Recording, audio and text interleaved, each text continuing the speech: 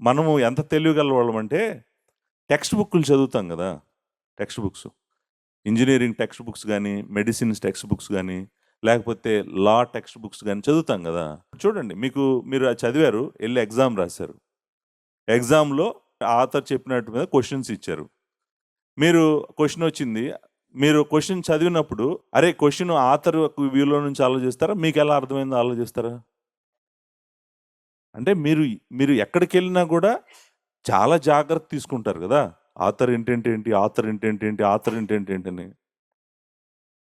మరి దేవుని వాక్యం దగ్గరికి వచ్చేటప్పటికి ఆథర్ ఇంటెంట్ ఏమి ఉండదంట. మోకాళ్ళ మీద ఉండి ప్రార్థన చేస్తే దేవుడే చెప్తాడంట. ఇదేంటి? ఆ పరిశుద్ధాత్ముడే కదా వాక్యం రాయించి ఇచ్చింది. అపోస్తులను ఏర్పరచుకొని, అపోస్తులను ప్రేరేపించి, అపోస్తుల చేత దేవుని వాక్యం రాయించి ఇచ్చాడు కదా. రాయించి ఎందుకు ఇచ్చాడు పరిశుద్ధాత్ముడు? రాయించి పరిశుద్ధాత్ముడు వాక్యం నీ చేతిలో పెట్టి ఆయన ఏమన్నాడు, ఇప్పుడు ఇది చదవాల్సిన అవసరం లేదు, నువ్వు వెళ్ళి మోకాళ్ళ మీద మోకాళ్ళు వేసి ప్రార్థన చేయని చెప్తాడా దేవుడు? మరి అలాగైతే ఇది ఎందుకు ఇచ్చాడు?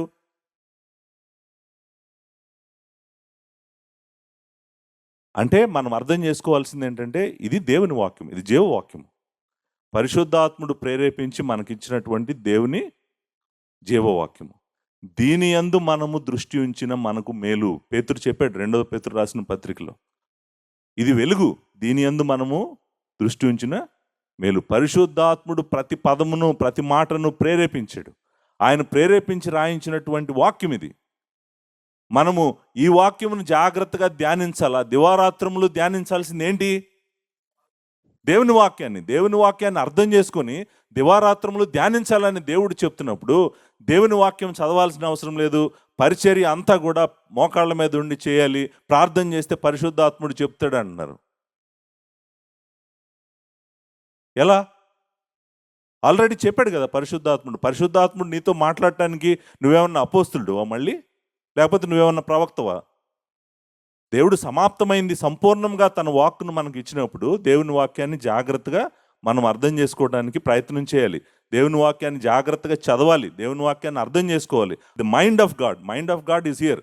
దేవుని యొక్క మైండ్ ఎక్కడుంది? దేవుడు తన మైండ్, తన మనసు అంతా కూడా, తన సంకల్పం అంతా కూడా తను దాచిపెట్టకుండా మొత్తం మనకు తన వాక్యంలో చెప్పినప్పుడు మనం కేర్ఫుల్గా బైబిల్ దగ్గరికి వచ్చేటప్పటికి మాత్రం మన మైండ్ ఆపేస్తామండి. ఇది ప్రాబ్లం అంతా ఎక్కడుందంటే, లోకంలో ఏ పుస్తకం చదివినా మైండ్ వాడతాం, కానీ ఇక్కడికి వచ్చేటప్పటికి మాత్రం సబ్జెక్టివిజం అంటాం కదా, ఆబ్జెక్టివ్ సైడ్ వదిలేస్తాం. ఇక్కడికి వచ్చేటప్పటికి